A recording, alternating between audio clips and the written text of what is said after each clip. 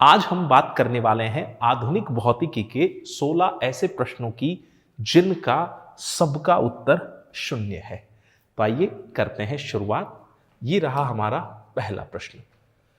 किसी प्रकाश संवेदी धातु की सतह पर प्रकाश के आपतन एवं इलेक्ट्रॉनों के उत्सर्जन के मध्य कालपश्चता का मान बताइए। यानी कि जब आपने इस पर प्रकाश भेजा प्रकाश संवेदी धातु पर और यहां से फोटो इलेक्ट्रॉन उत्सर्जित हुए, उसमें कितना समय अंतराल होगा।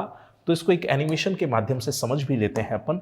जैसे मान लीजिए कि ये प्रकाश संवेदी धातु थी, ये वाली, और इस पे आपने उचित आवृत्ति के फोटोन भेजे हैं। इस पे जैसे ही आपने उचित आवृत्ति के फोटोन भेजे तो आप देखिए फोटोन आते ही इलेक्ट्रॉनों का उत्सर्जन शुरू हो गया है।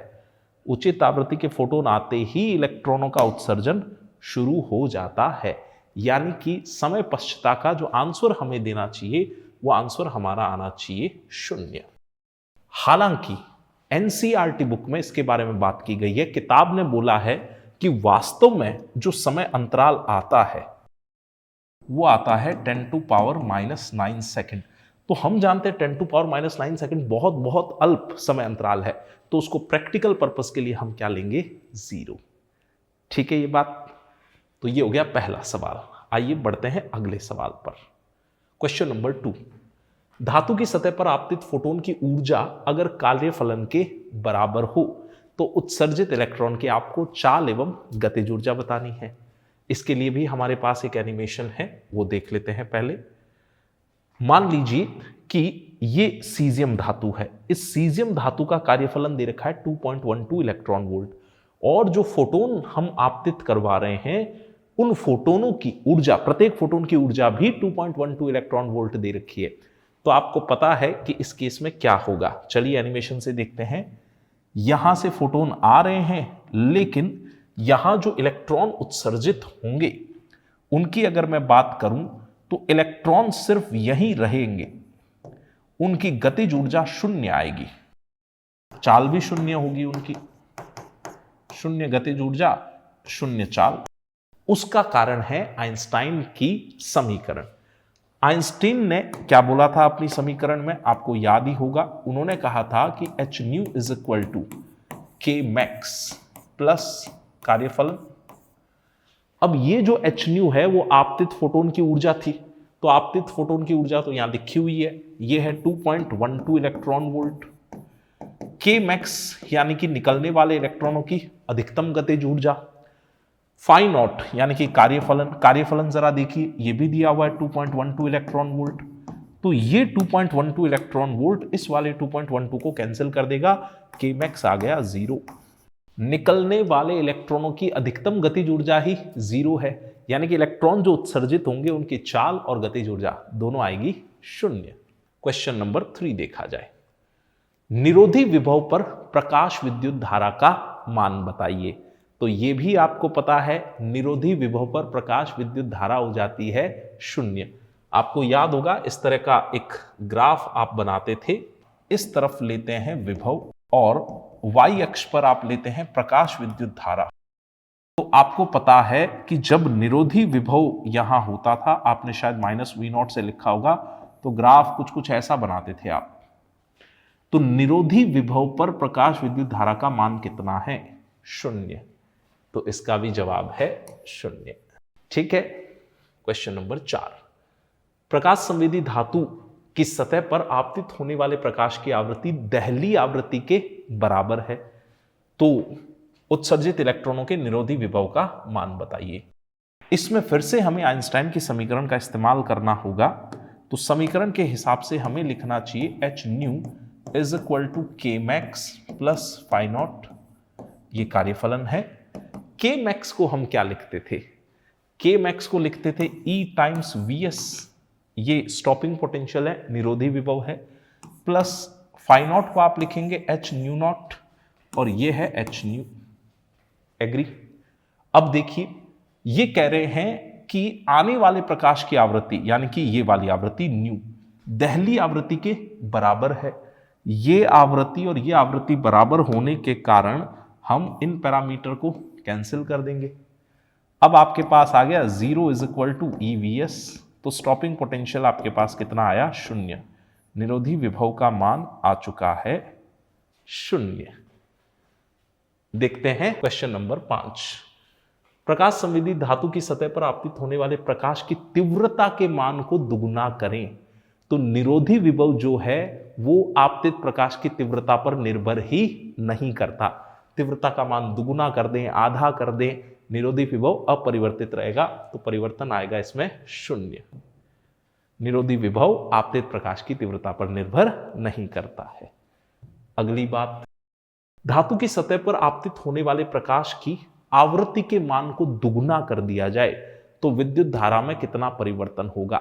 इसका भी जवाब 0 है, क्योंकि विद्युत धारा का जो मान है वो आपतित प्रकाश की आवृत्ति पर निर्भर नहीं करता, उसकी तीव्रता पर निर्भर करता है। आपतित प्रकाश की तीव्रता बढ़ाएंगे तो विद्युत धारा बढ़ती है। तो देख लीजिए इसका आंसर, आवृत्ति पर निर्भर नहीं करता बल्कि प्रकाश की तीव्रता पर निर्भर करता है।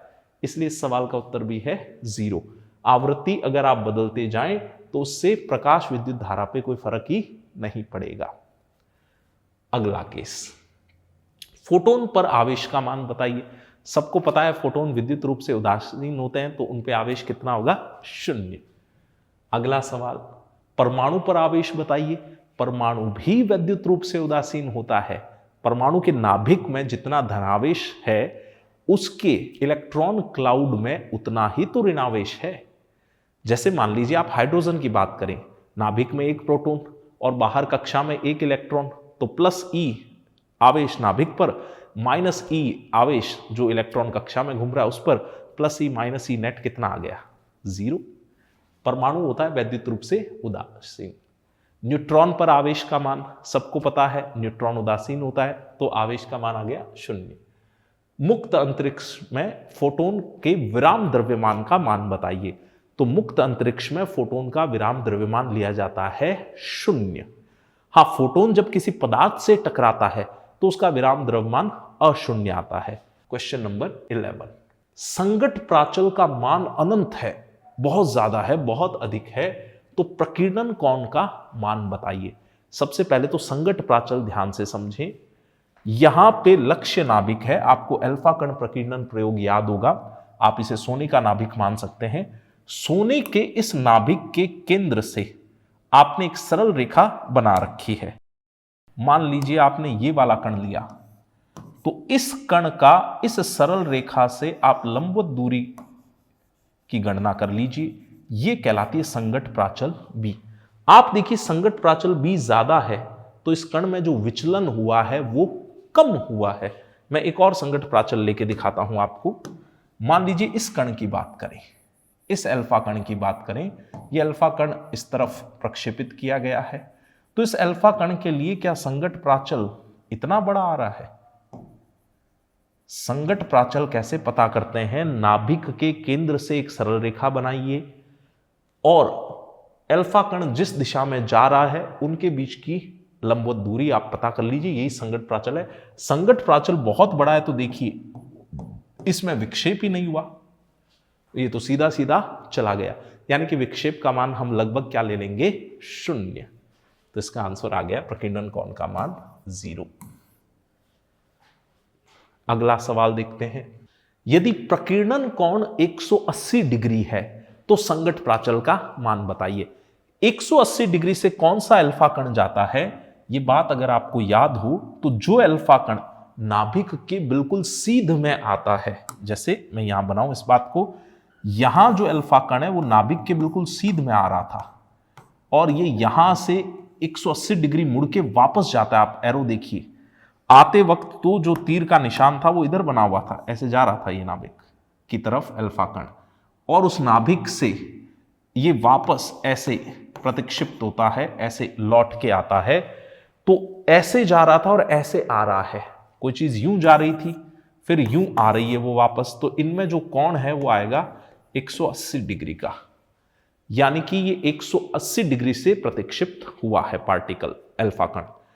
अब इसके लिए अगर संगत प्राचल का मान देखें तो संगत प्राचल आएगा 0, क्योंकि आप नाभिक के केंद्र से ही यहां दूरी निकालना चाहेंगे। तो लाल वाली रेखा और नाभिक के केंद्र वाली रेखा तो संपाती होगी, तो आप लंब डाल ही नहीं पाएंगे इस पर, यानी कि संगत प्राचल का मान आएगा 0।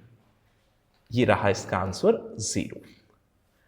अगले सवाल की तरफ बढ़ते हैं।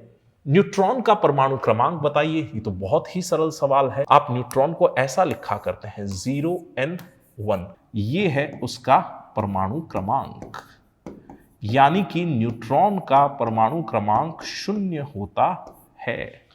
न्यूट्रॉन की द्रव्यमान संख्या जरूर 1 होती है, परमाणु क्रमांक तो 0 होता है। आपको कुछ कुछ याद आ रहा होगा, ZXA ऐसे लिखते हैं। ये Z हुआ करता था परमाणु क्रमांक, 1 हुआ करता था द्रव्यमान संख्या।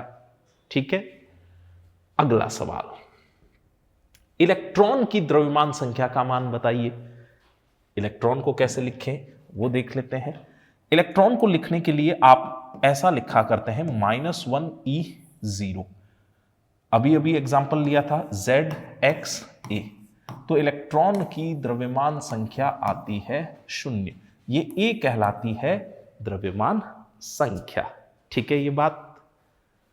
15वां प्रश्न, 1 मीटर दूरी पर स्थित 2 प्रोटॉन पर नाभिकीय बल बताइए। ये बना लेते हैं अपन स्क्रीन पर 2 प्रोटॉन और उनके मध्य की दूरी रख देते हैं 1 मीटर। ये रहा एक प्रोटॉन, प्रोटॉन पर आवेश +E। ये रहा दूसरा प्रोटॉन, इस पर आवेश +E। इनके मध्य आपने 1 मीटर की दूरी ले ली। 1 मीटर की दूरी का मतलब ये प्रोटॉन नाभिक से तो बाहर ही है, क्योंकि नाभिक की त्रिज्या होती थी 10⁻⁻15 मीटर।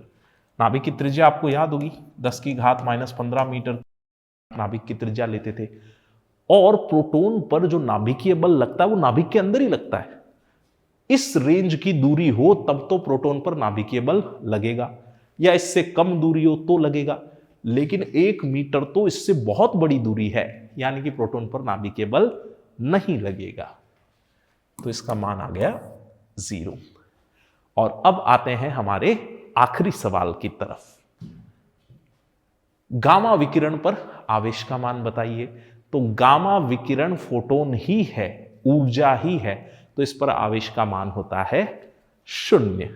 उम्मीद करता हूं आपको ये वीडियो बढ़िया लगा होगा। अगर आपका कोई भी डाउट हो तो प्लीज मुझे कमेंट बॉक्स में बताइएगा। Take care, bye bye.